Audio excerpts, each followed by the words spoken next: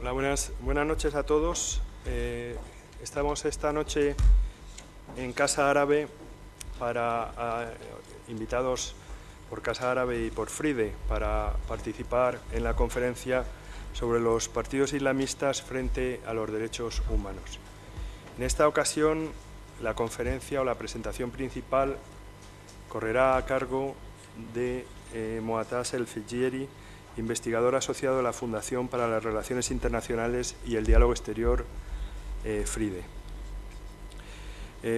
También será la persona, Moataz será presentado por Baraj Mikhail, investigador senior de FRIDE, y después de su presentación comentarán Su Excelencia el embajador Zain el-Din de la República Árabe de Egipto, el representante de la República Árabe de Egipto en España, que es asiduo y por ello le agradezco, participante en eventos desde un lado y otro de esta casa, y Ignacio Álvarez Osorio, profesor de Estudios Árabes e Islámicos de la Universidad de Alicante, que también es asiduo participante en estos debates.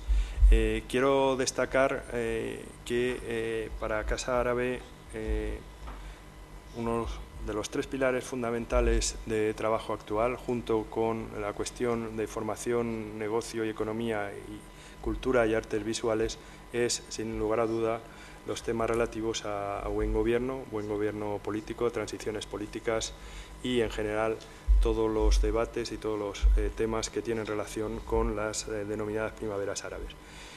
Yo quiero destacar que este es un tema fundamental aquí, que en las últimas semanas, empezando ya simplemente si nos referimos a este mes, ha sido un mes especialmente, o estos meses han sido especialmente importantes, en el sentido de que hemos tenido representantes constitucionales de Túnez, hemos tenido a la oposición siria, la tendremos pronto también de nuevo aquí, hemos tenido periodistas marroquíes, hemos tenido al ministro de Asuntos Exteriores de Egipto, de Argelia, y en general debo decir que hemos tratado de consolidar este tema, este capítulo o este pilar de esta casa con la mayor fuerza posible.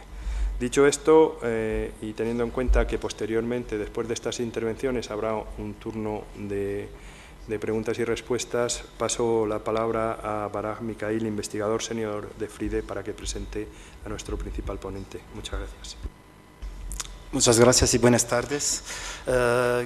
Quiero aprovechar la oportunidad para agradecer a usted, agradecer también a Casa Árabe, al equipo de Casa Árabe y al equipo de FRIDE también para la organización de esta conferencia. Y tenemos la suerte hoy de tener tres ponentes o tres comentadores de alto nivel, y es porque no voy a introducir mucho el tema. Voy a introducir las personas, empezando con Moataz El-Fejeri. Moataz El-Fejeri, puedo decir que es un colega y un amigo al mismo tiempo, que trabaja con nosotros en FRIDE, en la Fundación para las Relaciones Internacionales y el Diálogo Exterior, que ha sido un investigador asociado sobre el tema del mundo árabe en general y de Egipto en particular. Es también doctorando en Derecho en la School of Oriental and African Studies en Londres, de la Universidad de Londres, y es además expresidente del Instituto para los Derechos Humanos de El Cairo Institute for Human Rights Studies, y miembro del Comité Ejecutivo del Euro-Mediterranean Human Rights Network. Tenemos también la suerte de tener con nosotros el señor Ayman Abdel-Samia Zain el-Din, embajador de la República Árabe de Egipto en España, y también Ignacio Álvarez Osorio, profesor de Estudios Árabes y Islámicos en la Universidad de Alicante. Muchas gracias. y ومعتز تفضل لديك 30 دقيقة. شكرا.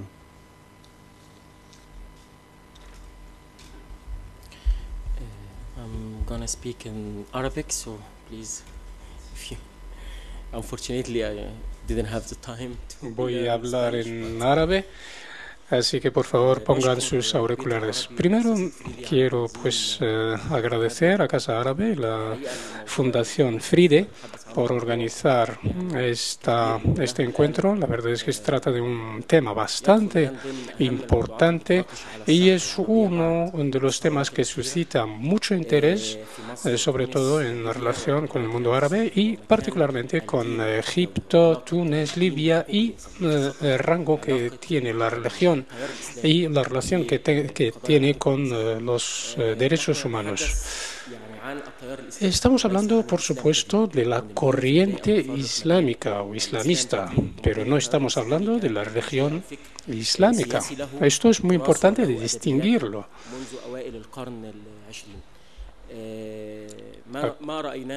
Lo que hemos constatado en Túnez y en Egipto en los últimos 20 meses, pues los partidos islamistas han realmente logrado un puesto muy importante tanto a nivel del Parlamento, además de llegar un presidente islamista en la cúpula de Egipto, el proveniente del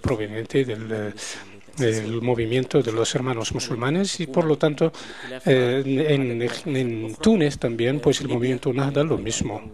En Libia pues también hemos visto cómo los hermanos musulmanes están teniendo realmente mucho éxito tanto en el Parlamento como en las instituciones gubernamentales. Lo mismo podemos decir en lo que se está desarrollando en Siria, de forma que es algo realmente sorprendente, impactante, pero hay que decir que no es algo realmente nuevo, porque es verdad que los movimientos, los partidos políticos y las corrientes políticas políticas islamistas, pues existían desde mucho tiempo y trabajaban de una forma oculta, escondidos. Y esto pues lo hemos constatado tanto en Egipto como en Túnez y en Siria lo mismo, ya que hemos constatado que también el movimiento de los hermanos musulmanes sirios pues ha estado trabajando en el exilio a lo largo de muchos años. Entonces, ¿por qué esta dualidad de hablar de las corrientes políticas islamistas y los derechos humanos? ¿Por qué? Porque algunos a lo mejor lo pueden interpretar de que esto es una intromisión, ¿por qué negarle al mundo árabe, al mundo islámico, sus peculiaridades? Pero la verdad es que este debate existe también en el mundo árabe, de forma que hay muchas voces que reivindican respetar los derechos humanos, los tratados internacionales, de forma que en esta primavera árabe realmente no hay tabús, todo se puede hablar, los derechos humanos, los derechos de la mujer, la igualdad de género, todo está sobre la mesa, de forma que realmente no estamos hablando de valores extraños, extraños a nuestras sociedades y lo que estamos viendo en estos países. A lo mejor las revoluciones, las revueltas, en concreto la revuelta egipcia, pues no reivindicaba el establecimiento de Sharia o de que lleguen al gobierno los islamistas, pero había realmente un crisol de convicciones. Había pues gente que estaban convencidos en cuanto a los valores islamistas, pero también había y hay gente muy convencidos en cuanto a valores muy universales, de forma que tenemos realmente todos los colores y no hay tabúes ni límites en cuanto a los derechos humanos. Pero ahora tenemos una problemática esencial y es que después de las revueltas estamos viendo como que el Sharia es un tema de debate a ver si puede ser la legislación futura de estos países y su relación con la Constitución. Primero voy a hablar de los componentes intelectuales de las corrientes islamistas. Y yo me refiero aquí a los hermanos musulmanes, el Partido del Nur, que representa la corriente salafista en Egipto, y también voy a hablar un poco del Nahda de Túnez. El primer eje es lo que es el Estado civil y su relación con la Sharia y el legado o el acervo islamista. Ahora en el mundo árabe, pues tenemos el término de civil state, el Estado civil. Realmente en el escenario internacional no es algo muy recurrente, pero por lo menos en nuestra zona árabe pues está cobrando interés, y esto porque precisamente la corriente islamista pues no quiere utilizar el Estado islamista, y la corriente laica tampoco quiere utilizar el término de Estado laico, y por ello pues ha habido una convergencia hacia esta terminología que es el Estado civil. Pues la corriente, sin embargo, en el programa de los hermanos musulmanes se habla de el Estado, un Estado civil, pero con una referencia islamista. Primero, que la Sharia es la legislación, o la primacía de la Sharia es la que tiene la prevalencia en cuanto a la legislación.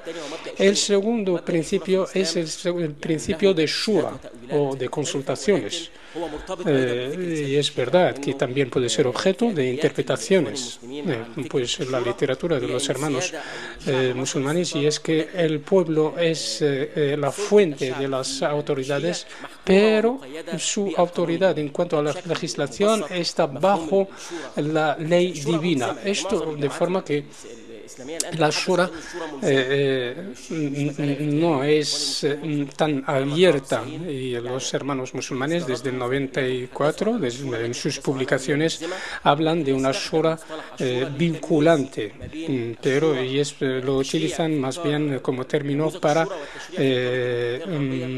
diferenciar la legislación en el seno de la Sharia y la legislación en los modelos democráticos. Algunos islamistas, como el Partido del Nur en Egipto, pues no hablan, niegan o no quieren hablar del Estado civil. Tienen cierta sensibilidad hacia este término. Sin embargo, los hermanos musulmanes sí que utilizan este término. Ahora, en Túnez es distinto, porque incluso Al-Nahda utiliza también el término de Estado laico. Ghannouchi pues ha dicho en una conferencia en el 2011 que el Estado civil procesional o procesal, de forma que es un Estado que se puede inspirar en la Sharia, pero que se muestra como garante de los derechos humanos, universalmente conocidos. Yo creo que hay algún tipo de manipulación a la hora de las interpretaciones estas, porque muchas veces yo creo que se trata más bien se utiliza el término de Estado civil solo para tranquilizar a los demás, porque muchas veces cuando se utiliza el término islamista, pues esto puede conllevar a comprenderlo como un Estado teocrático. Pero realmente se trata de esto, puesto que la referencia suprema es la de la Sharia. Y sobre todo cuando constatamos, estudiamos los trabajos de muchos teóricos de la corriente islamista. Yo personalmente no considero que Sharia puede ser legislación del Estado. Primero, porque hay muchas interpretaciones. Segundo, porque la evolución de la Sharia siempre venía desde abajo, desde los doctos, desde los eruditos, pero nunca se ha inspirado, ha venido del Estado, que tal como lo están planteando los islamistas ahora, porque realmente están hablando de reinvención del acervo o del legado islamista. Y por esto, pues nosotros consideramos que el Estado moderno, en el Estado moderno no puede haber cabida al Sharia, porque si no, vamos a tener al Sharia como si Sharia se convierte en legislación del Estado, entonces sería una legislación muy elitista. Por ejemplo, Egipto pues ha vivido a lo largo de muchos años, por ejemplo, con un código de familia donde la mujer no tenía derecho a separarse por su propia iniciativa. Pero a partir del 2000 esto ha sido posible. Y ahora hemos vuelto a decir, hay voces que dicen, no, esto es contradictorio con el Sharia. De forma que la Sharia, como legislación del Estado, realmente va a reflejar la élite gobernante y no la de la sociedad en general. El segundo punto, y es que la Sharia puede excluir, marginar a todas las minorías que no son musulmanes, porque el debate que va a haber en el Parlamento va a ser un debate religioso. Además, esto va a llevar a la exclusión, marginación a las minorías religiosas. El tercer punto es que puede haber vulneración de derechos fundamentales, y esto sí se aplica a la Sharia desde el punto de vista de las corrientes islamistas. Yo no estoy hablando de la aplicación de la Sharia de forma absoluta, porque vemos muchas interpretaciones y muchas aplicaciones en Indonesia, en Malasia, incluso en Marruecos, donde hay unas interpretaciones, unas aplicaciones muy progresistas y muy modernistas. Y finalmente, la libertad de credo, la libertad confesional, porque si el Sharia es la legislación del Estado, que sería la religión, la legislación del Estado, entonces esto pues también va a tener unas consecuencias negativas en cuanto a la libertad confesional. Entonces, ahora bien, esto en cuanto a Egipto. En cuanto a Túnez, Rashid Ghannouchi habla de un Estado laico, y aquí yo tampoco lo entiendo. ¿Cómo podemos hablar de un Estado laico que se inspira de un marco islamista? Aunque no estamos hablando de que la Sharia se va a convertir en la legislación del Estado. Vale, hay una concertación en cuanto al no uso de la Sharia en la Constitución, pero hay referencias que el primer título de la Constitución tunecina, que habla de que la religión en Túnez es el Islam, pues esto puede tener consecuencias políticas, jurídicas, etcétera. Pero que no se me interprete que yo quiero excluir o alejar la religión de la sociedad. No, no es esto mi cometido. En Europa vemos que se aplica, hay un margen para disfrutar de la religión, y hay incluso aplicaciones de Sharia aquí en España incluso, o en otros países europeos. Pero esto no quiere decir que la Sharia se ha convertido en la legislación del Estado. También esto nos lleva al concepto de los derechos humanos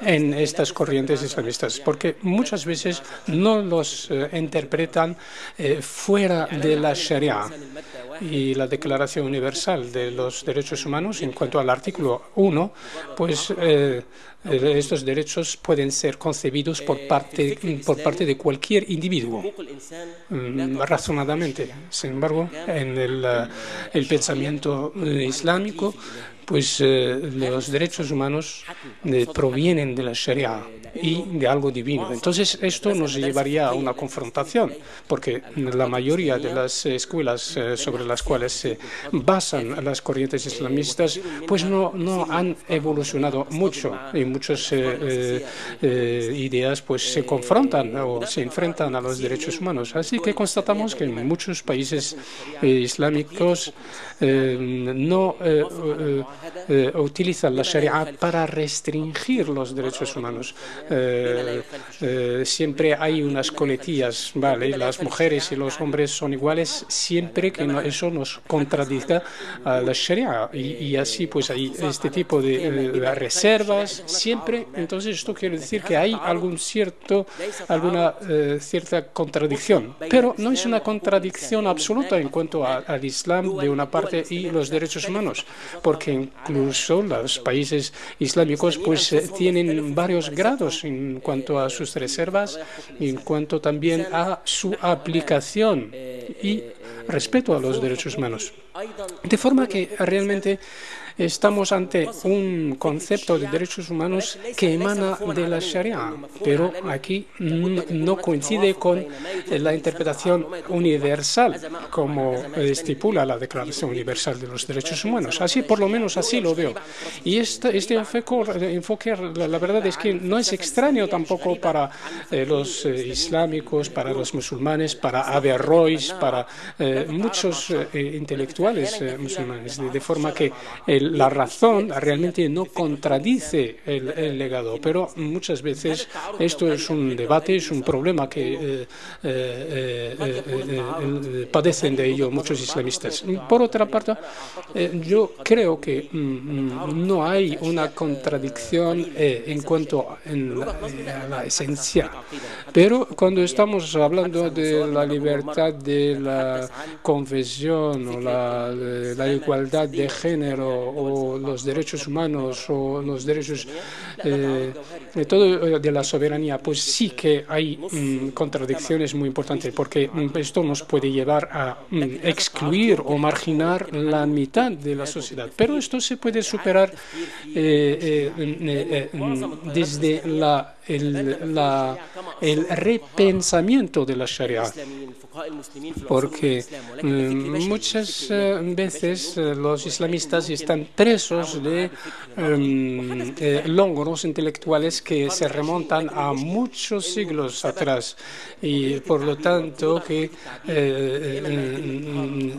muchas veces pues sí es verdad que tenemos corrientes progresistas, modernistas, tenemos Farag Fouda, que ha sido asesinado en los 90, Nasser Abu Zid, que ha sido declarado como hereje o como apóstata, y muchos progresistas que realmente han sido condenados solo por el hecho de que han querido ofrecer otra visión mucho más progresista del pensamiento islámico. Vamos a hablar sobre el tema de la pluralidad política. Ha habido o ha ocurrido un cierto avance en cuanto al tema de la pluralidad política en general, porque muchos políticos en realidad vivían bajo una persecución, bajo la dictadura, y por lo tanto ellos mismos ven la necesidad de que haya un ambiente político bastante abierto con cierta pluralidad política. Vemos hoy día los programas de los hermanos musulmanes hablan de esa pluralidad política, tiene que ser bajo o inspirada desde la misma Sharia. Hoy día tal vez este tema no es una polémica tan importante o tan aguda, pero este será un tema para debatir para el futuro. Y hoy día, por ejemplo, el tema de la mujer, por ejemplo, de las mujeres, ¿acaso se le deja, por ejemplo, a las mujeres de trabajar o en cuanto a los partidos políticos? Por ejemplo, el Rashid al-Ghannouchi, el de Túnez, habla de ese tema en sus escritos. Por ejemplo, sí permite el hecho de que haya partidos políticos y también que trabajen incluso fuera del marco de la Sharia. No obstante, lo que vemos hoy día en Túnez y lo que se aplica hoy día, el tema de proteger los asuntos sagrados limita mucho la vida política, porque si tú hablas el tema de prohibir el desprecio o el menosprecio a los temas sagrados, esto en sí es una forma de delimitar o de restringir la libertad de expresión. También existe el tema de las mujeres, por ejemplo. Existen muchos puntos de vista variados en cuanto a los islamistas. Es verdad que se habla de que hay una cierta complementariedad entre el papel de la mujer y el papel del hombre en cuanto a los musulmanes, pero pero esta teoría muchas veces también se utiliza para justificar cierta discriminación hacia las mujeres en temas como el tema de la herencia, el tema de la poligamia, y por lo tanto también vemos que esa situación también varía de un país a otro. Por ejemplo, en Túnez vemos que este tema es un tema bastante avanzado en cuanto a la igualdad entre los hombres y las mujeres. Incluso los mismos escritos de Rashid al-Ghannouchi, el jefe de los hermanos musulmanes ahí, es diferente, es un enfoque mucho más avanzado que el enfoque de los hermanos musulmanes en Egipto. Porque sí, allí una mujer puede pedir el divorcio y puede, si ve que está maltratada por el hombre. A la vez, la poligamia está prohibida en Túnez, mientras que, por ejemplo, el tema de la poligamia en Marruecos, por ejemplo, es un tema vinculado al visto bueno de un juez para estudiar el caso antes, mientras que en Egipto este tema es un tema permitido. Por lo tanto, vemos que existen incluso en estos temas, hay muchos puntos de vista en cuanto a los hermanos musulmanes en los mismos temas de estado civil de las mujeres. Y vemos que, por ejemplo, en Túnez, los hermanos musulmanes han hablado de la complementariedad de los papeles en la Constitución, es decir, se han comprometido a respetar el Código Civil y todos los derechos conquistados por las mujeres en Túnez, mientras que en Egipto la situación es diferente. Hoy día vemos que existe, sí, efectivamente, que hay lemas para las mujeres, que las mujeres de las hermanas musulmanas ahora están atacando los acuerdos de CEDAW, porque dicen que esto va en contra del espíritu de la religión y que va en contra de los derechos de las mujeres. Y a pesar de que ellos están intentando reformar cierto código, introducir ciertas reformas en el Código Civil, no obstante, en realidad están intentando también atacar ciertos derechos de las mujeres, hablando en este tema en concreto del tema de la separación o repudio, es decir, el hecho de que la mujer misma puede pedir el divorcio al hombre y ellos quieren quitarle a la mujer este derecho. En cuanto al tema de la libertad, es un tema muy espinoso en Egipto. مسيحية يعني هناك قضايا مختلفة تثار في القضاء. Sí, en cuanto al tema de la libertad confesional, y eso es un tema que fue debatido desde los años 80 en Egipto. El problema es que la mayoría de los islamistas piensan que la apostasía es algo prohibido totalmente en el Islam. Es decir, un cristiano puede convertirse al Islam, mientras que un musulmán no puede hacer eso. Y no solamente eso, sino esto va siempre vinculado con unas penas muy drásticas. Es decir, si está casado con una mujer, se divorcia, puede que le caiga alguna pena, alguna condena. Y en ese sentido también Rashid al-Ghannouchi ha aportado su opinión con respecto a la apostasía. Y dijo que este es el musulmán que se convierte en contra del Islam, pero levantando el arma. Es decir, hay varios también puntos de vista en cuanto a este tema. Hay otros planteamientos como el Qaradawi, el Awa, es decir, los hermanos musulmanes sí tienen en ese sentido un punto de vista más, se acerca más al planteamiento de Rashid al-Ghannouchi. Incluso el presidente Mohamed Morsi se le preguntaron sobre este tema y dijo, sí, el hombre puede cambiar su religión mientras que esa sea algo, es decir, entre la persona y sí mismo, es decir, su conciencia, pero sin declararlo en público. Y eso es un problema, es una problemática. ¿Por qué? Porque en realidad tenemos otras religiones, tenemos a los coptos, tenemos a los bahá'íes, y existen hoy día, incluso hay juicios en los juzgados sobre este tema, el tema de cambiar la religión. Hablando ahora del tema de la libertad de expresión. Hoy día todo el mundo habla del tema de lo que se llama la ofensa o el menosprecio hacia las religiones. Este es un tema que no es ninguna novedad porque desde los años 90 e incluso en Naciones Unidas hubo unas resoluciones que reivindicaban incriminar ese tipo de prácticas, es decir, de despreciar las religiones. Y existe aquí una diferencia entre el hecho de suscitar una islamofobia, por ejemplo, en contra del Islam, o de despreciar a las religiones. No obstante, esta es la coartada, esta es la excusa que muchos de los regímenes políticos utilizan para restringir las libertades en estos países. Por ejemplo, el hecho de convertirse al credo chi, por ejemplo, es condenado. También en Pakistán, por ejemplo, el Ahmadiyya, la corriente del Ahmadiyya, también es algo prohibido tajantemente y siempre se le tachan del hecho de cometer una ofensa en contra del Islam.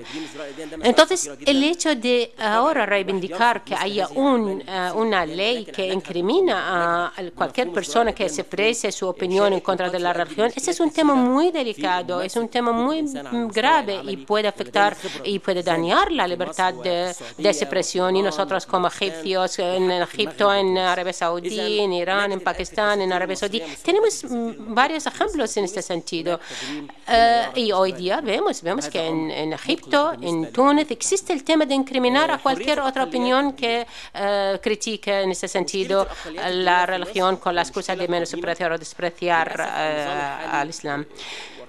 الجديد محمد مرسي لم يستطع أن يواجه هذه الإشكالية بعيدا عن المنهج الأمني. يكون هناك إنكار لوجود Normalmente, hablando del tema de las minorías, ese es un tema bastante difícil y siempre se acude a ciertas soluciones más bien policiales. Por ejemplo, existe el tema de construir los lugares de credo o también a la hora de nombrar para asignar o ocupar ciertos cargos. Existe mucha polémica. Por ejemplo, también el hecho de que dentro de la Constitución se prohíbe que alguien no musulmán sea un primer ministro, o en Túnez también lo mismo, prohíben el hecho de que una persona no musulmana ocupe el cargo de presidente, y etcétera. Últimamente los hermanos musulmanes procuran no hablar de este tema. Dicen que sí, cualquier persona tiene derecho a presentarse como candidato como presidente. No obstante, los hermanos musulmanes no van a elegir a esta persona. Hay que mencionar también que el presidente Morsi sí dijo en su campaña electoral que iba a asignar a un copto, una mujer copta, como vicepresidente. En este contexto vemos que hay una corriente religiosa islamista ahí prohibiendo tajantemente el hecho de nombrar a un copto en un alto cargo. En este sentido, sí, Morsi ha designado a un copto en un alto cargo, pero no como vicepresidente. ¿Por qué? Porque como vicepresidente tiene que ser un cargo previsto en la Constitución y esto de momento no es accesible. Entonces, sí, es un paso. Él ha hecho un avance en ese sentido, ha asignado una copta y un copto para cargos de asesoramiento, pero no ha cumplido su palabra de asignar a un vicepresidente dentro de los coptos. Otra polémica es el tema de abrazar una religión que no es una religión monoteísta, es decir, una de las tres religiones monoteístas, el judaísmo, el cristianismo y el islam. Y esta es una forma de privarles a una facción de la sociedad de sus derechos al credo. ¿Por qué? Porque en Egipto hay bahá'íes y los bahá'íes no son monoteístas, es decir, en este caso no les ponen no figura su religión, y en este caso no se le trata al igual que al copto, al musulmán o al judío. Por lo tanto, existe en el borrador o anteproyecto de la Constitución una cláusula que para quitar esta forma de restringir la libertad confesional. También hablando de la herencia difícil de la dictadura, es decir, el hecho de desde el primer día de la revolución hemos visto que los hermanos musulmanes estaban muy entusiasmados en redactar la Constitución y de formar la Comisión o el Consejo Constitucional a través del Parlamento. ¿Por qué? Porque ellos sabían de antemano que van a formar una mayoría en el Parlamento y de una forma que podrían acaparar la redacción de la Constitución. Por lo tanto, nosotros ahora, es verdad que ya se ha constituido 2 veces ese Consejo Constitucional para la redacción de la Constitución. No obstante, todavía no representa a todos los egipcios con sus diferencias étnicas, religiosas, etcétera. Existen muchos problemas todavía en el tema de los derechos de las mujeres, de los derechos de las etnias, de la religión, y por lo tanto yo creo que existe una corriente por parte de la sociedad civil en contra de la Constitución, y hay convocatorias o reivindicaciones para que se forme de nuevo la Asamblea, ese Consejo Constitucional para cambiar la Constitución. Otro problema actual en cuanto al concepto de los hermanos musulmanes de la democracia en Egipto, es decir, ellos hablan del tema de la hermanización del Estado, es decir, ellos quieren teñir el Estado con ese color, mientras que se supone que debe haber una separación entre los 3 poderes y debe haber unas instituciones, y no debe haber una información uniformada por el partido político que gobierne. Es decir, hay que dejar que los medios de comunicación reflejen todas las opiniones públicas y no dejar la información, los medios de comunicación en manos del partido que gobierne. Y este es el gran error de los hermanos musulmanes, porque en realidad han acaparado todo. Por favor, que hable un poquito despacito, por favor.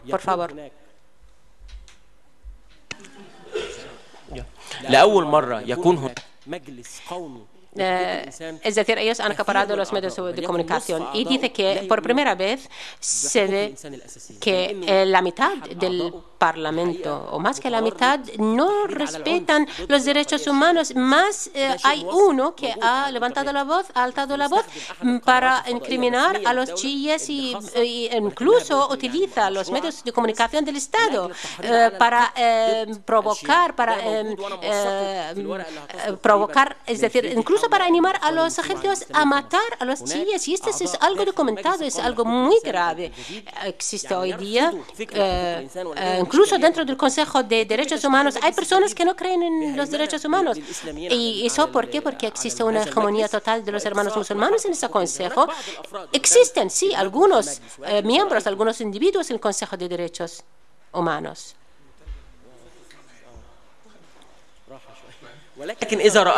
No obstante, si ustedes ven cuáles son las reacciones de este Consejo de Derechos Humanos, van a ver que existe una gran reacción. ¿Por qué? Porque esa formación de ese Consejo en realidad da unos indicios de que la situación es muy peligrosa. ¿Por qué? Porque hace falta en realidad reconstruirlo de nuevo para apoyar los derechos humanos, mientras que en Túnez existe otra forma. Hubo cierto consenso por parte de todos los líderes de Nahda, tenían ganas de trabajar con el resto de las facciones políticas y querían también que hubiera o que fuera un parlamento donde se represente todo el mundo. Esto es algo que echamos en menos en Egipto, porque en Egipto no existe más que el afán de los hermanos musulmanes de acaparar el escenario político. En Túnez también existe una sociedad civil bastante fuerte que está, es decir, defendiendo los derechos humanos. Lo que vemos desde que se estallaron esas revoluciones, ni Egipto ni Túnez han podido forjar unas nuevas democracias donde se garanticen los derechos humanos. Es verdad, hubo elecciones, hubo con cierta democracia. No obstante, el concepto de la democracia, con sus valores, con su, es decir, ese valor supremo donde se protege los derechos humanos, todavía no lo vemos vigente en Egipto o en Túnez. Por supuesto, en Túnez hay menos vulneración de los derechos humanos, pero existen sí ciertos temores, serios temores que pueden llevarnos a un sistema bastante de cierto despotismo político. Es decir, una facción política puede acaparar toda la actividad política, puede forjar las leyes, redactar las leyes, de modo que afecte la libertad de los demás. Y esto aleja toda la sociedad de la democracia que significa respetar los derechos de todos, los derechos de las minorías y una democracia basada en la separación de entre los tres poderes, lejos del poder acaparador de los partidos políticos.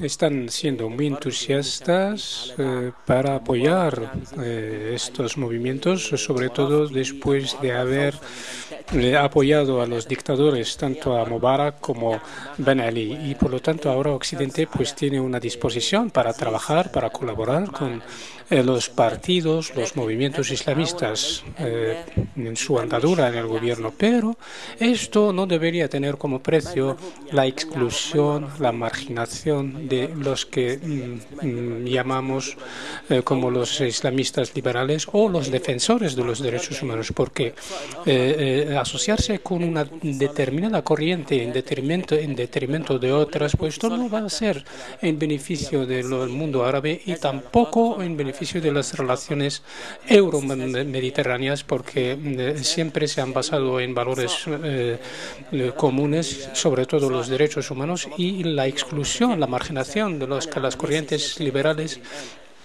Pues, en cuanto al escenario político de Egipto y de Túnez, esto no va a ser en beneficio de esos valores, de forma que Occidente debería de ser equilibrado y hacer un trabajo equilibrado en cuanto a colaborar, a apoyar a las corrientes incipientes, pero también en pro de los derechos humanos, porque yo estoy convencido que en Egipto pues haber debates en cuanto a los derechos de la mujer, los derechos humanos, pues Morsi, por ejemplo, el presidente Morsi ha dicho en Naciones Unidas que hay que promulgar una ley que penalice la ofensa a las religiones, pero en general yo creo que sí, que va a haber debates muy profundos en cuanto a los derechos humanos y sobre todo los derechos de la mujer, los derechos de las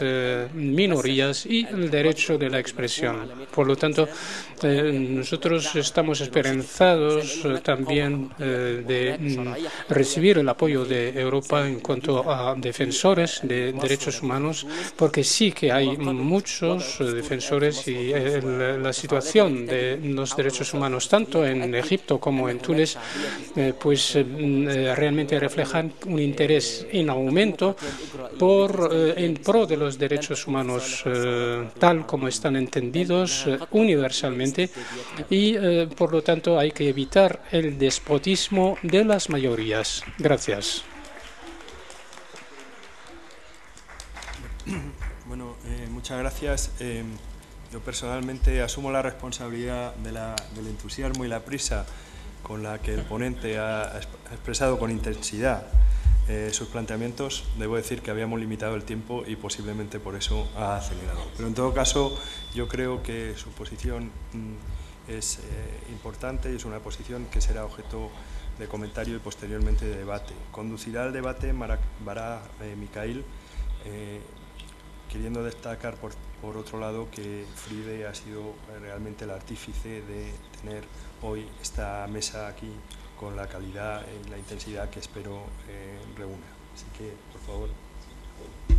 Perfecto, muchísimas gracias. Vamos a seguir con los comentadores, si puedo decir. Entonces, señor embajador, le doy la palabra por 5 a 10 minutos. ¿Suficiente? Gracias. Muchas gracias y muchas gracias para todo. Voy a hablar en árabe. porque mi español es muy malo.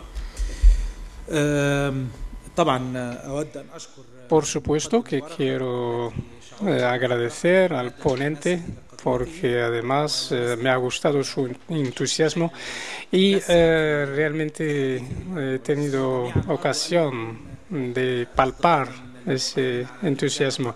Y la verdad es que espero que los intérpretes no hayan sufrido demasiado. Lo que hemos oído hasta ahora realmente refleja el debate que está conociendo tanto Egipto como muchos otros países árabes y realmente se trata de debates muy dinámicos que no imaginábamos que ocurriesen hace solo 2 años. Yo personalmente no me lo imaginaba. La verdad es que sí, que hay mucho entusiasmo en estos debates y esto pues nos da mucha esperanza de que vamos a salir de esta experiencia muy enriquecidos. El segundo punto que quería evocar es que estamos hablando de una corriente que ha pasado toda su vida trabajando en las cloacas y en confrontación con el Estado, con el poder, y que trabajó sobre 2 pilares. Un pilar organizacional o organizativo para sobrevivir y para seguir siendo coherente, y otro pilar que es intelectual, que es la Sharia, Corán, la tradición profética y las referencias islamistas.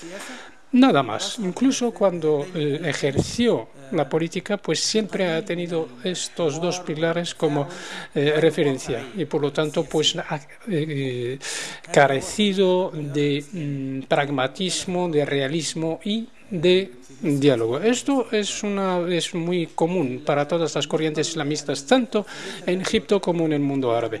El tercer punto que quería evocar es que cuando hablamos de conceptos, los conceptos universales de los derechos humanos, pues hablamos de cosas que en Egipto, inclusive las corrientes más ortodoxas ya aceptan y asumen. Y por supuesto Egipto como Estado también los asume y se compromete a ello. Y hay que recordar que que los tratados internacionales, cuando se han rubricado y que Egipto ha sido parte de ello, pues muchas veces en la mayoría de los casos pues no estaban conformes al 100%, que a lo mejor estaban de acuerdo con 95% o 97%. Entonces teníamos solo 2 opciones: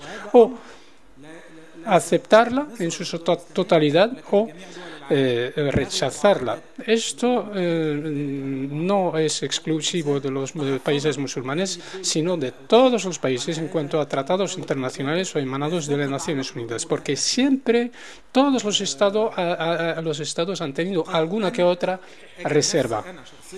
Yo personalmente, a lo mejor no estoy de acuerdo con lo que ha aceptado mi país, pero es verdad que los países también reflejan la situación social, cultural, política, etcétera, de sus sociedades. Pero cuando hablamos de los derechos humanos, estamos hablando de algo muy grande y algo muy común, donde la mayoría de los humanos estamos de acuerdo, pero sin embargo hay algunos pequeños detalles que no estamos de acuerdo, pero hemos decidido de no parar el tren y no fijarnos en esos aspectos que son muy minoritarios en cuanto a la Declaración Universal de los Derechos Humanos.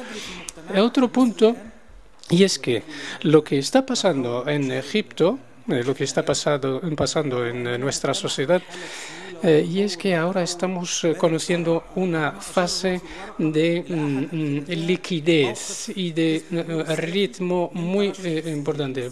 Por ejemplo, la posición del partido del NUR en cuanto a la candidatura política de las mujeres. Pues el partido del NUR ha cambiado radicalmente y realmente se ha armado de pragmatismo, pero esto no es un mérito de ese partido, sino más bien de la experiencia democrática en total. Entonces, al final acabaron proponiendo candidatas mujeres. Pero hay otros ejemplos, por ejemplo, los intereses bancarios. Pues el partido del NUR ha aceptado finalmente que Egipto tenga préstamos con intereses bancarios, y esto sin levantar ninguna polémica. Y esto realmente ha sido también un progreso en los posicionamientos de este partido. Y esto da albores, realmente da destellos de esperanza, porque estamos inmersos en un proceso transicional, de evolución continua, de forma que esto no hay que olvidarlo, y es muy importante.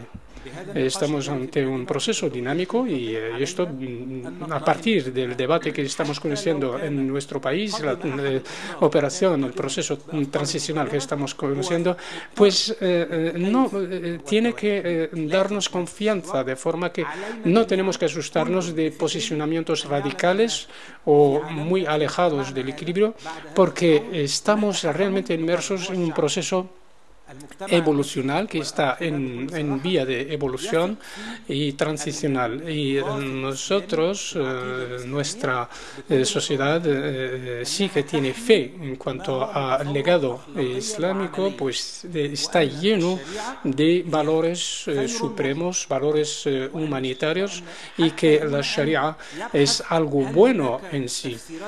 Y sin entrar en los detalles, en las distintas interpretaciones de la Sharia, y cuantificar la justicia o la igualdad, tanto a nivel de la herencia o otras actuaciones, pero si preguntamos a los egipcios ¿qué es vuestra opinión de la Sharia? Pues la mayoría va a ser en pro de la Sharia. Esto como mayoría absoluta. Esto pues es un dato que está ahí. Pero esto no quiere decir que encerremos el trabajo político, la dinámica política, sino más bien que nosotros como sociedad egipcia la sociedad egipcia merece el respeto como árbitro equilibrado. Y yo, por lo tanto, creo que la última palabra la tendrá la sociedad egipcia, y creo que en muchos asuntos va a ser una decisión positiva. Otro ejemplo es la Asamblea Constituyente. Pues el Parlamento anterior, cuando elaboró la Asamblea Constituyente, pues había realmente una mayoría de islamistas y no había lugar para las minorías, por ejemplo. Y entonces la opinión pública ha sido en contra totalmente. Y cuando el Tribunal Constitucional cuando emitió la sentencia de ilegalidad de esa Asamblea Constituyente, pues la opinión pública también aceptó esa sentencia o esa resolución, y lo interpretaron como algo positivo. donde los beneficios son mayores que las pérdidas. Esto es muy importante tenerlo en mente.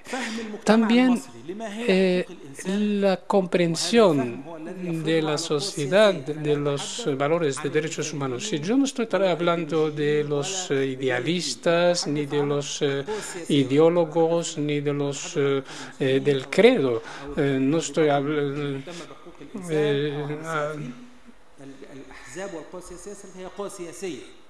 no estoy hablando de los partidos políticos, sino más bien de la interpretación de la sociedad egipcia. Y la verdad es una interpretación que difiere de lo que hoy en día, de lo que había hace 2 años o hace 50 años.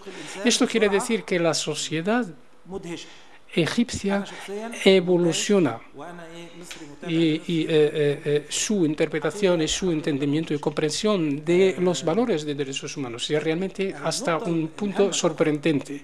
Otro punto muy importante, y les pido disculpa que yo como un egipcio pues voy a hablar así, porque muchas veces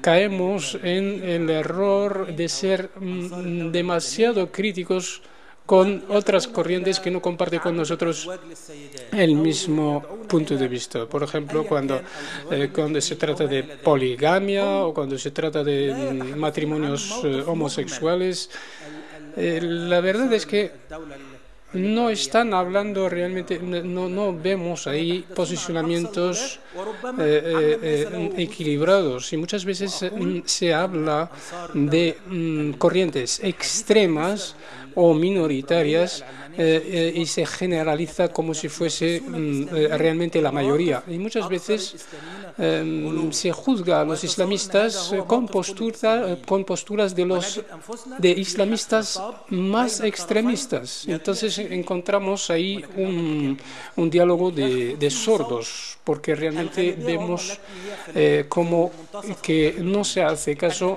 a las voces de la mayoría, que son la mayoría absoluta de la sociedad, que son voces equilibradas, moderadas y que no aceptan ni un extremo ni otro.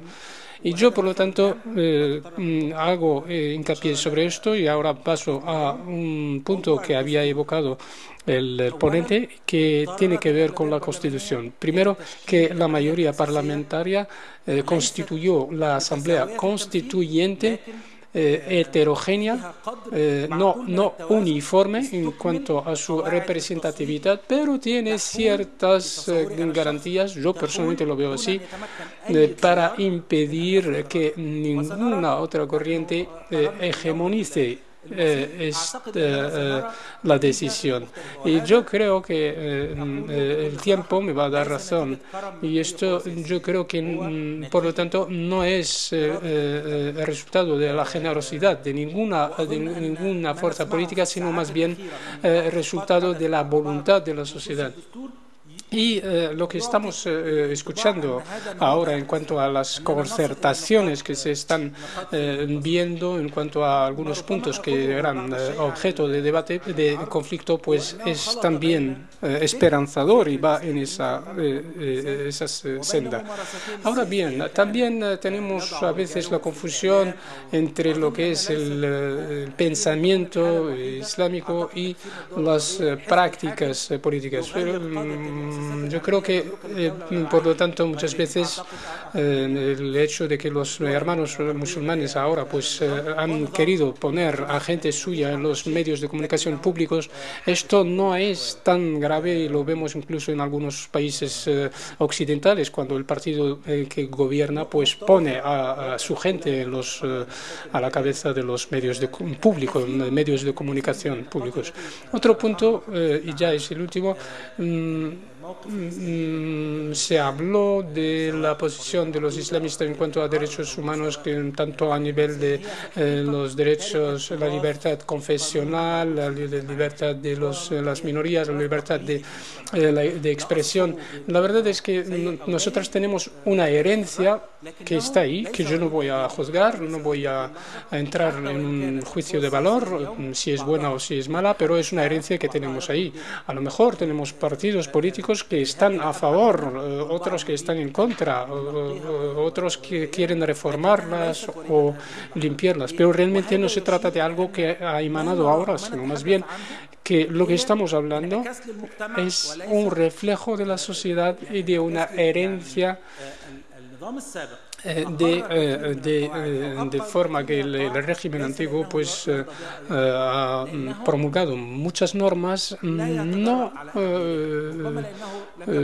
porque realmente estaba convencido de ellas, sino más bien porque no tenía el coraje, no tenía la valentía suficiente como para cambiarla. Así que cuando tratamos estos temas tenemos que ser cautos porque lo que vemos en la superficie tiene sus raíces en el fondo. Y finalmente, como ha dicho antes, yo como él se dirigió al Occidente, yo también tengo algo para Occidente. Yo creo que lo mejor que puede hacer Occidente en cuanto a estos cambios que está conociendo nuestras sociedades y es que quede al margen, que quede en una posición neutral y que no apoye a ninguna corriente en detrimento de otra, porque nuestra región pues está conociendo realmente una evolución muy importante. Yo creo que por lo tanto se trata de una de las ha sido un periodo muy duro últimamente antes de las revueltas, pero cuando ha habido este cambio de clima y que hemos constatado como las grandes potencias pues están también a favor de este cambio, sobre todo para evitar confrontarse con las sociedades. Entonces, pues uno de los resultados es que los regímenes despóticos pues han ido cayendo, pero es muy importante considerar que el entusiasmo, el hiperentusiasmo para apoyar alguna corriente en detrimento de otra, a lo mejor puede ser nocivo, puede ser negativo, de forma que, por lo tanto, yo creo personalmente que lo mejor es estar al margen y observar cómo se está desarrollando esta evolución de la sociedad. Y muchas gracias para el ponente.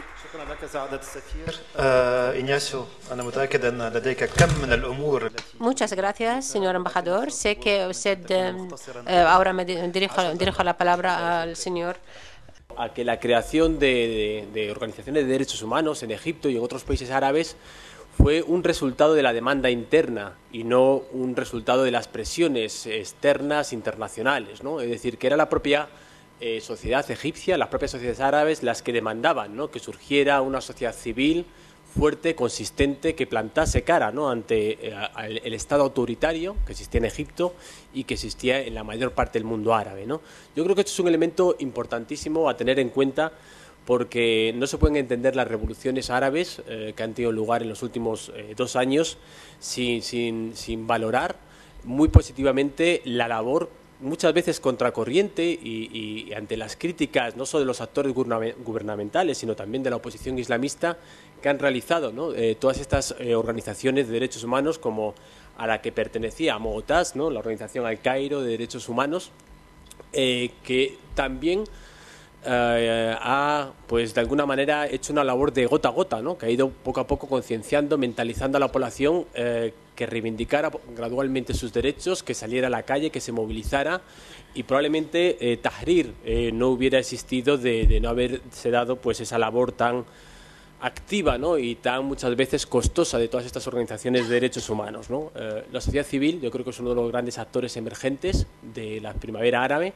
Y sin duda yo creo que en este proceso en el cual el mundo árabe está buscando su propio camino, va a tener, ¿no?, un papel muy destacado, y esto en contra de lo que decían muchos, ¿no?, muchas analistas, muchos académicos, culturalistas, que decían que era inconcebible que se conciliaran los términos democracia e islam y que existiera una sociedad civil que ejerciera, ¿no?, esa labor de contrapeso a las autoridades estatales, ¿no? Lo que ha venido a demostrar toda esa labor de 30 años, esa labor de gota a gota, esa movilización gradual de la población, es que sí que existe una sociedad civil y además puede constituirse, ¿no?, como contrapeso, ¿no?, a estos gobiernos autoritarios en el pasado, y habrá que ver, ¿no?, también si lo son, ejercen esta labor en el futuro, ¿no?, porque no sé si se han aprobado, no he oído en la intervención de Moutaz ninguna alusión a la aprobación, ¿no?, de legislaciones en torno a las acciones de la sociedad civil. Yo creo que en Egipto por lo menos estaba una en marcha, no sé si finalmente se aprobó, ¿no? Otro aspecto también interesante, ¿no?, que ha estado flotando en toda la intervención, y yo creo que es también sumamente relevante para el futuro, ¿no?, del mundo árabe, y es la cuestión de que no hay una sola lectura del Islam. Muchas veces tendemos de manera reduccionista a hablar de los movimientos islamistas cuando deberíamos hablar, ¿no?, que no existe una sola visión del islamismo, una sola versión del Islam político, sino que existen múltiples versiones, y lo estamos viendo constantemente también en la intervención de Moutaz cuando habla del caso de Egipto, de Rashid Ghannouchi al frente de Al-Nahda. Tiene una visión pues mucho más progresista, mucho más pragmática, mucho más aperturista de la que puedan tener otros actores, ¿no?, en el caso de Egipto o en el caso de otros países árabes, ¿no? Incluso dentro de los propios hermanos musulmanes, como tuvimos la oportunidad de ver cuando se celebraron, ahora estoy yendo rápido yo, perdón con los traductores, lo pudimos ver también en el caso de Egipto cuando se celebraron esas elecciones presidenciales, ¿no?, cuando los hermanos musulmanes sacaron a su propio candidato, pero también los otros actores islamistas propusieron, ¿no?, a sus propios candidatos, ¿no? No existe una única versión del Islam político, como nos han contado, sino que existen múltiples versiones. Dos de ellas, quizás las dos más relevantes hoy en día en el caso de Egipto, son los hermanos musulmanes y también los salafistas. Y como estamos teniendo oportunidad de ver, pues muchas veces chocan frontalmente en su concepción del Estado. No es tan solo, ¿no?, la cuestión del Estado civil, que ahí me ha parecido apreciar, ¿no?, que quizás algunos actores islamistas están utilizando un doble discurso, aceptando un Estado civil, pero con una fuerte base islámica, precisamente para contentar, ¿no?, a los actores occidentales que están observando con lupa, ¿no?, todos estos cambios trascendentales que están teniendo lugar en el mundo árabe, ¿no? Hermanos musulmanes y salafistas discrepan enormemente en torno a cuáles tienen que ser los derechos humanos, cuáles tienen que ser las libertades públicas, si tiene que respetarse la libertad de opinión, la libertad de prensa, la libertad de reunión. Probablemente tengan dos visiones completamente diferentes, ¿no? Y en mi opinión, gran parte, ¿no?, del destino del mundo árabe obedecerá a cuál de esas dos visiones se imponga, ¿no? Yo creo que hay prácticamente de hace un año, desde que se celebraron esas elecciones legislativas en Egipto, un pulso muy claro que se ve día tras día en la calle, a veces con cuestiones específicas y otras veces pues aprovechando el ruido. Me refiero en concreto a las manifestaciones que tuvieron lugar ante la embajada egipcia en el Cairo, pues para escenificar, ¿no?, esa división y para mostrar, ¿no?, la fuerza que pueden tener unos elementos respecto a otros, ¿no? Yo creo que los hermanos musulmanes, como todo partido de gobierno, van a sufrir un fuerte desgaste. Saben que tienen que contentar no solo a su electorado, sino también a Occidente, y que los salafistas probablemente intenten, ¿no?, aprovechar esta coyuntura, ¿no?, para ganar terreno, ¿no? Y yo creo que los hermanos musulmanes son muy conscientes, ¿no?, de esta circunstancia, y tendrían, ¿no?, que hacer lo posible para frenar, ¿no?, ese avance pues que están teniendo, ¿no?, los elementos salafistas, no solo en el caso de Egipto, sino también en el caso de Túnez, ¿no?, como hemos tenido la oportunidad de ver en las últimas semanas, ¿no? Y quizás, ¿no?, la constitución de la que se ha hablado, ¿no?, de la que se está pues hoy en día redactando en Egipto, pues sea, ¿no?, pues la ocasión, ¿no?, para romper amarras, ¿no?, y para mostrar que existen unas diferencias radicales entre ambos movimientos, ¿no?, entre el Islam pues más pragmático, más dialogante, o quizás, como algunos lo han llamado, un Islam post-islamista, ¿no?, que concilia Islam y democracia, y un Islam todo lo contrario, más rigorista, más anclado en el pasado, y que tan solo está dispuesto a utilizar la democracia pues para en su propio beneficio, ¿no? Y ya para terminar, simplemente en alusión también a lo que ha dicho el embajador egipcio en España, hacer una reflexión, ¿no?, en torno en torno al papel, ¿no?, que se puede tener desde fuera, ¿no?, porque quizás una de las principales pues, cuestiones que se plantean es cuando termina un debate de esta naturaleza es, bueno, ¿y qué podemos hacer nosotros o qué se puede hacer desde Europa o qué puede hacer Estados Unidos, ¿no? Yo creo que en este sentido, ¿no?, la labor, ¿no?, de la Unión Europea es sobre todo de acompañamiento, pero no nos olvidemos también que hay algunos instrumentos importantes, ¿no?, que tiene la Unión Europea dentro de la política de vecindad que existe, ¿no?, y de los acuerdos de asociación que existe, ¿no?, entre Europa y los países de la orilla sur del Mediterráneo, y son instrumentos, ¿no?, que yo creo que en estos momentos en los cuales no se tiene muy claro qué camino adoptar, pues también, ¿no?, tienen que ponerse en valor y tienen que utilizarse, no obviamente para presionar a los nuevos gobiernos elegidos, pero sí para lanzar un mensaje en torno a que tienen que ser respetuosos, claramente respetuosos, ¿no?, con esos derechos humanos universales, tal y como son concebidos, no solo a escala pues europea, a escala occidental, sino también a escala mundial, ¿no? Muchas gracias.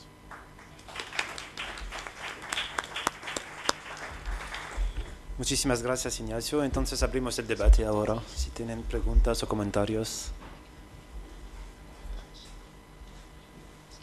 Entonces, un momento. Un momento. Hasta que no. Ahora viene el micro.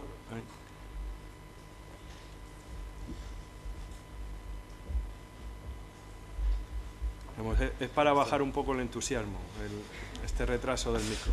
Sí, aquí. Gracias. Bueno, lo primero, no hablo árabe, entonces no sé cómo comunicarme en castellano, me imagino, ¿no? Sí. Vale. Me ha llamado mucho la atención que durante todas las ponencias casi no se ha mencionado el tema de Siria, que yo personalmente creo que actualmente está siendo la mayor violación de los derechos humanos.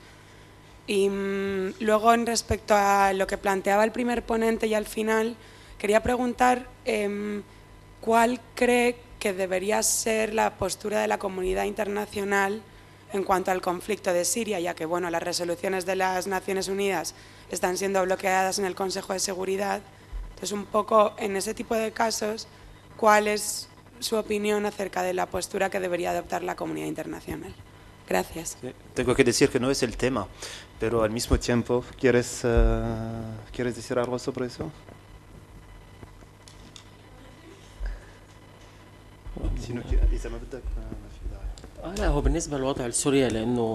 En cuanto al tema de Siria, porque nosotros sí trabajamos también el tema dentro de la red euromediterránea de los derechos humanos, y nosotros también trabajamos profundamente sobre el tema de Siria. Nosotros creemos que la comunidad internacional no está cumpliendo su papel tal como se debe en cuanto a la tragedia de Siria. Comparando lo que ha ocurrido en Libia y lo que está ocurriendo hoy en Siria, se ve que hay es decir, mucho que hacer, porque, por ejemplo, sabemos que países como Irán tienen sus intereses en Siria y están aprovechando todo su peso regional para echar una mano a Siria. Por lo tanto, nosotros como comunidad internacional, yo creo que sí hay que asumir la responsabilidad de ofrecer una protección humanitaria. A la vez también debe haber algún esfuerzo para impedir la llegada de armas al gobierno sirio o también a la oposición siria, porque en realidad hay que proteger la vida de la sociedad civil, y eso es nuestro mensaje a través de nuestra red euromediterránea para los derechos humanos, y nosotros estamos ejerciendo una presión sobre la Unión Europea y los Estados Unidos para que tengan un papel mayor en la protección de la sociedad civil. Lo sigo. Aquí lo que se ha demostrado, ¿no?, después de 18 meses de movilización de la población contra el régimen autoritario sirio, es que la comunidad internacional pues no va a mover un dedo, ¿no?, en favor de los derechos humanos en Siria, ¿no? Hemos visto primero lo que ha ocurrido en el Consejo de Seguridad de Naciones Unidas con el veto permanente de Rusia, de China. Hemos visto cómo los planes que ha planteado la Liga Árabe tampoco han tenido mayor éxito. Y hemos visto también cómo existe pues una profunda división, ¿no?, en todo pues la escena regional en torno a cuál tiene que ser la la salida de esta crisis. Ayer mismo leía una entrevista del presidente egipcio Mursi, en la cual no se mostraba excesivamente partidario, ¿no?, de una intervención militar o extranjera o árabe, ¿no?, en contra un poco de las tesis que ha defendido el emir de Qatar ante el Consejo de Seguridad, ante la Asamblea General de Naciones Unidas, ¿no? Es decir, ante esa parálisis, ante esa inmovilidad, ante la constatación de que la situación se deteriora día tras día sobre el terreno, ya son más de 30.000 víctimas en estos 18 meses, pues no podemos estar, ¿no?, con los brazos cruzados, y lo que proponía el emir de Qatar era precisamente una misión de paz árabe, de observación árabe, pero con derecho a utilizar la fuerza, ¿no? Es una voz la que lo propone, ¿no? Yo creo que ni tan siquiera Arabia Saudí pues está en esta línea, ¿no?, de trabajo, una voz dentro de los 22 países de la Liga Árabe, ¿no? Con lo cual, lo que está evidenciando esto la comunidad internacional es que no está muy por la labor, ¿no?, de implicarse, ni los países occidentales, por supuesto Rusia mucho menos, y tampoco existe un consenso, ¿no?, entre los países árabes sobre cuál es la llave, ¿no?, para buscar la salida de esta crisis, ¿no? Y obviamente quien lo está pagando sin duda es el pueblo sirio, ¿no?, que está siendo pues exterminado día tras día. Gracias. El señor aquí, sí.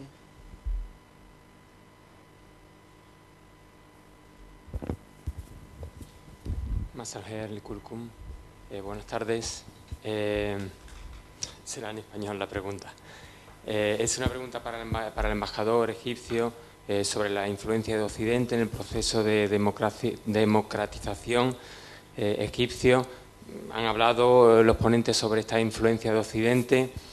Después de la revolución, quiero recordar que el portavoz del Departamento de Estado estadounidense dijo que ellos tenían contactos regulares con los hermanos musulmanes desde 2006, mucho antes, ¿no? Este verano una delegación de los hermanos musulmanes estuvo en Estados Unidos para convencer al Congreso de sus objetivos democratizadores, etcétera, etcétera, ¿no? O sea que parece que hay buen entendimiento, a pesar de que hay enfrentamientos a veces, ¿no? Mi pregunta es, ¿cree que la influencia de Occidente de Estados Unidos, que en mi opinión durante este último año incluso llega a ser presión que busca sus intereses de Estados Unidos naturalmente, y por otro lado pues los hermanos musulmanes tienen también un doble lenguaje hacia Occidente por un lado y hacia sus electores, electorado islamista por otro lado? ¿Cree que esta presión o influencia sobre gobernantes egipcios, sobre actores políticos egipcios, puede ser positiva para la democratización de Egipto? ¿Puede tener resultados positivos? Gracias. Shukran.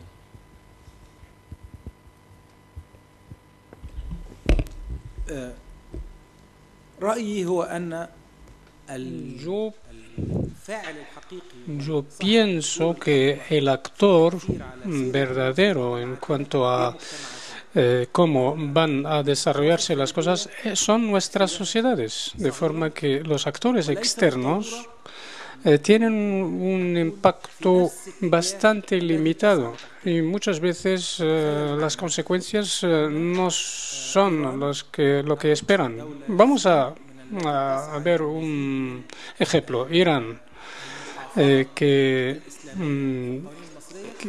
quiere, pues, ha ejercido algún tipo de presión sobre el gobierno egipcio para legislar de una forma más conservadora. Pero ¿esto qué quiere decir? ¿Que esto va a llevar a la sociedad civil a ser más conservadora o al revés? Yo creo que va a ser al revés.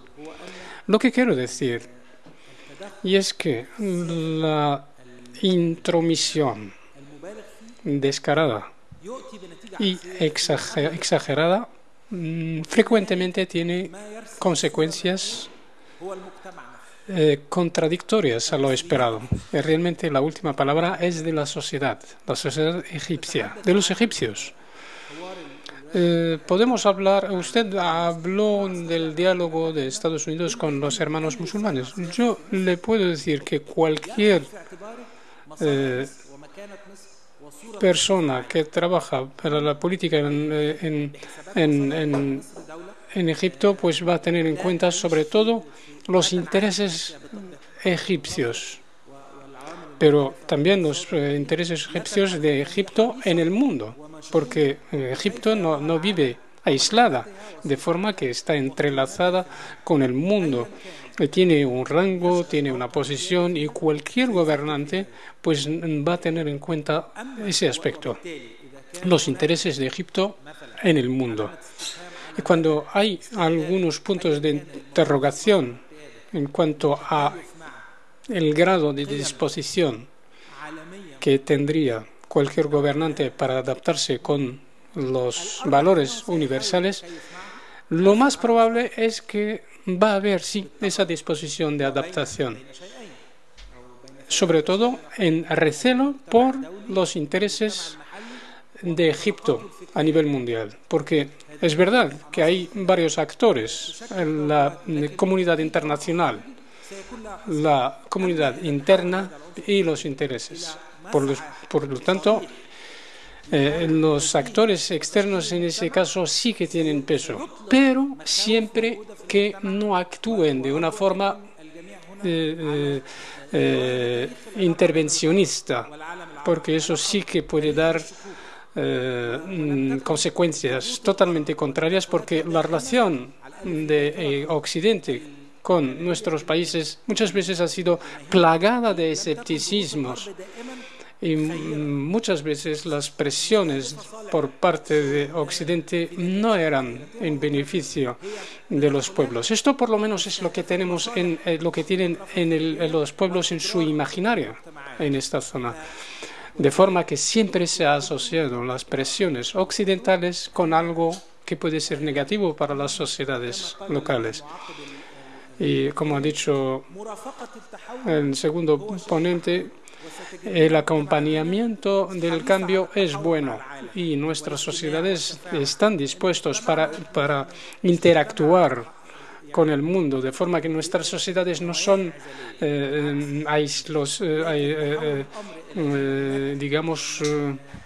que quieren apartarse o que quieren quedarse solas, sino más bien tienen una dinámica y un enfoque de diálogo y de contacto y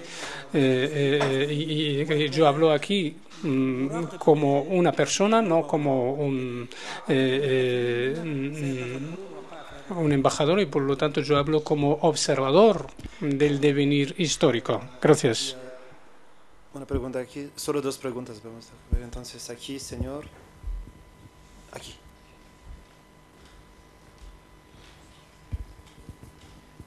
Gracias. En primer lugar deseo expresar nuestro agradecimiento a los expositores, cuyos criterios sin duda han sido muy importantes, significativos. Tenía una pregunta muy puntual. Dentro del actual proceso, discusión, análisis sobre los derechos humanos, ¿qué papel o qué posición está tomando la Universidad Al-Azhar del Cairo?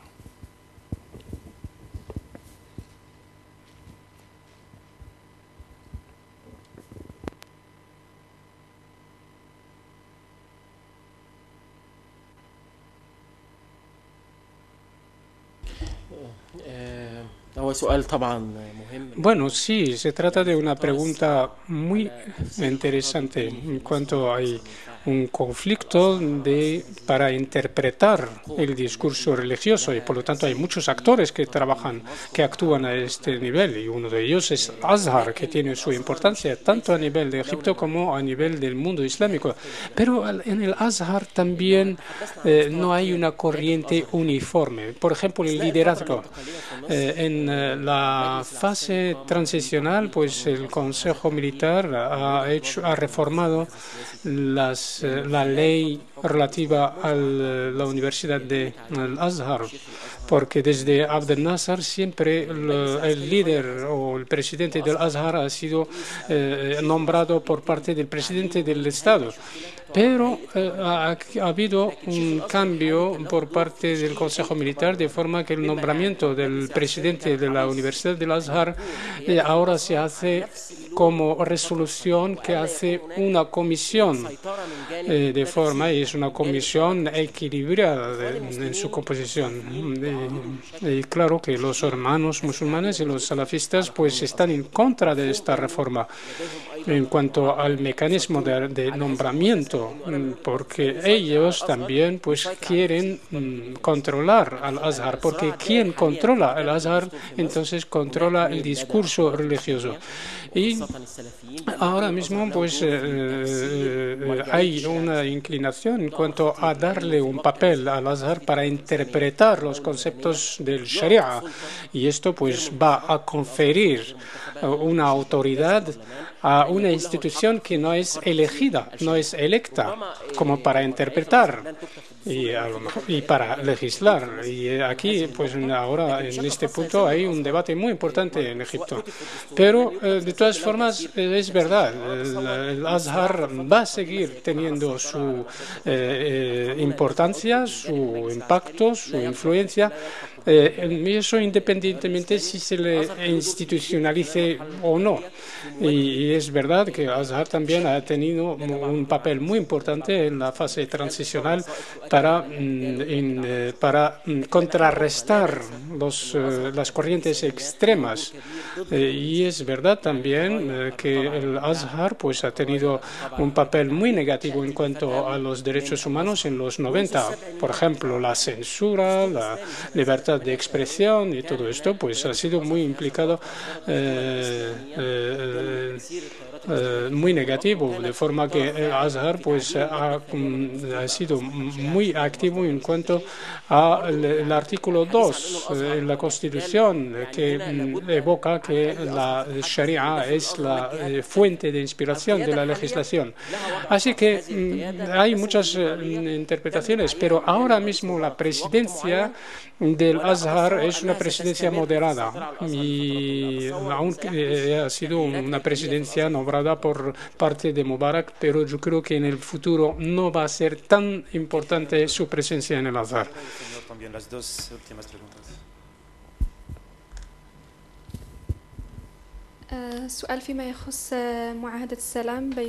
Pregunta en cuanto al tratado de paz o los acuerdos de paz entre Israel y Egipto. ¿Ustedes creen que va a haber algún tipo de cambio o de reforma de este tratado, estos acuerdos, porque en declaración reciente de Morsi ha dicho que no va a haber ningún tipo de reforma o de cambio? En el proceso constituyente en Egipto, si hay una perspectiva, si por lo que se sabe de la discusión en el proceso constituyente en Egipto, hay una perspectiva real de que se acaben reconociendo derechos fundamentales en la Constitución y que se articule algún mecanismo de garantía, como pueda ser un tribunal de garantías constitucionales o los tribunales ordinarios, de una manera similar a como ocurre en las constituciones de los Estados europeos, por ejemplo, occidentales. Si hay una perspectiva real de que eso pueda ocurrir en Egipto.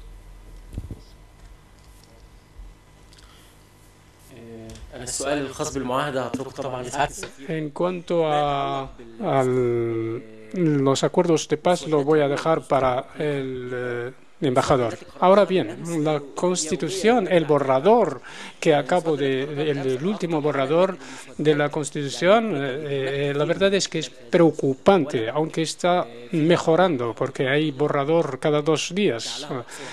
Por ejemplo, el derecho confesional es solo para las religiones monoteístas. Los derechos de la mujer están insertados dentro de la Sharia. Y es un concepto bastante vago en cuanto a los derechos de periodistas, pues también en algunos casos se pueden penalizar, pero sin determinar. En cuanto a la ofensa contra las religiones, y también es un concepto muy vago, muy ambiguo, pues esto también puede restringir la libertad de expresión. También hay unos términos usados en el nuevo borrador que realmente pueden ser polémicos en cuanto a la relación de los islamistas, en cuanto al arte, a la innovación, a la creación, porque cuando se involucra, por ejemplo, a la ética, y cuando el Estado se le da al Estado un poder para intervenir intervenir en cuanto a la libertad religiosa, pues esto es preocupante, puede ser fuente de preocupación, porque vemos cómo hay márgenes donde el Estado puede intervenir o entrometerse, y esto puede ser contradictorio para los derechos humanos. Ahora, en cuanto al Tribunal Constitucional, pues en Egipto pues tenemos una tradición de tribunales constitucionales, incluso cuando estaba Mubarak, y los propios hermanos musulmanes han beneficiado de esto. Pero desde la llegada del presidente Morsi, pues tenemos una situación, un clima de escepticismo y de una crisis que no llega a ser una crisis de confianza, pero que puede ser entre lo que es el gobierno de una parte y el tribunal constitucional por una parte. Ahora habla el embajador en cuanto a los acuerdos de paz entre Israel y Egipto. Egipto dijo que se compromete con estos acuerdos, y ahora el debate en cuanto a algunos elementos de estos acuerdos que a lo mejor ya no están actualizados, sino van en consonancia con la actualidad o la situación en la actualidad. Pero en cuanto, por ejemplo, a los preparativos de seguridad en la península de Sinai, pues esto está recogido por los acuerdos y algunos anexos. Y esto está siendo un objeto de debate. Hemos oído a algunos responsables israelíes, o hoy hemos escuchado al portavoz de la presidencia, que Egipto va a hacer lo que debería hacer para resolver la temática de Sinai. Y el segundo punto, y estoy totalmente de acuerdo con lo que ha dicho antes, cuanto a la tradición constitucional en Egipto, sobre todo de los tribunales constitucionales, ya tienen bastante años. Y si me permite, voy a hacer un pequeño ejemplo. Y es que en la Constitución antigua pasada había muchísimas cosas que realmente eran dignas de admiración, realmente eran verdaderos logros, pero tenía también puntos flacos y puntos de debilidad que al final pues han desembocado en este cambio de situación. Pero el Tribunal Constitucional realmente tiene arraigo en Egipto y tiene arraigo para darle los derechos a los que les corresponde, tanto a nivel de partidos políticos como de individuos, y esto pues ha sido en beneficio de los hermanos musulmanes. Y como la verdad es que muchos artículos que siguen siendo, que evocan la polémica hoy en día, pues son herencia de la antigua Constitución, por ejemplo, la igualdad de género o la potestad del Estado para entrometerse en asuntos éticos, y realmente es una herencia constitucional que nos ha llegado desde la antigua de la Constitución. Pero yo aquí quiero tranquilizar a nuestro ponente en cuanto a la libertad de los periodistas y la penalización de la práctica periodística, pues está totalmente avalada, y también la libertad de credo, la libertad confesional también está fuera de todo tipo de restricciones, y estos derechos pues están totalmente avalados. Entendido mal, ¿no? Respecto también a los acuerdos de Camp David del 78, una de las cuestiones que ha dejado claro Morsi, ¿no?, es que también preveían un marco de autonomía para la población palestina, y ese marco de autonomía a día de hoy no se está cumpliendo, ¿no?, porque el proceso de paz se ha abandonado, y lo que está haciendo Israel es aplicar, ¿no?, las políticas pues de puño de hierro pues ya conocidas en el pasado. Entonces, pues lo que se está exigiendo por parte de la calle egipcia es que se aplique, ¿no? Se apliquen esos acuerdos tal y como fueron firmados. Y una de los vertientes, ¿no?, de ese acuerdo era lo que atañía a la cuestión palestina. Está claro, por otra parte, que la población egipcia exige un cambio de actitud de los gobernantes hacia Israel, ¿no?, sobre todo mientras esos acuerdos de Oslo pues se sigan congelados y Israel se siga negando, ¿no?, a crear un Estado palestino, ¿no?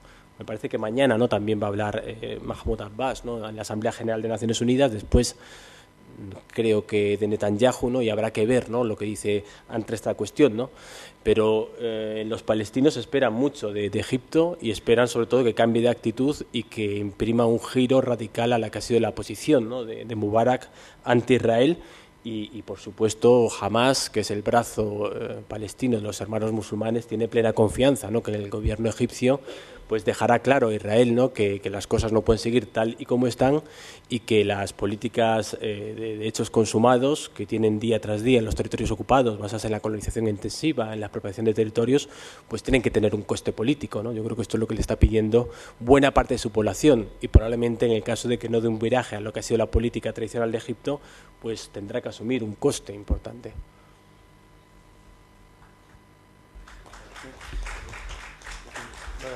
Perfecto, muchas gracias. Lamentablemente no tenemos más tiempo, entonces quiero de nuevo agradecer a Casa Árabe y al director general de Casa Árabe para esta conferencia, también a los ponentes para la alta calidad de sus intervenciones, también a la traducción, porque yo sé que es un poco difícil, o ha sido un poco difícil, y gracias a ustedes también para su presencia. Simplemente... Perdón, para concluir, simplemente unas palabras, decir que aquí detrás, medio tapado, hay una referencia a una serie de ejes de esta casa y hay tres palabras que quiero destacar: espacios, ideas y actores. Espacios, porque esta casa aspira a ser un referente de todo lo que es el mundo árabe en Madrid. Espacios, porque es un espacio público abierto a diferentes ideas y sensibilidades. En segundo lugar, ideas, porque en el fondo de lo que se trata es de debatir y de hacerlo en profundidad.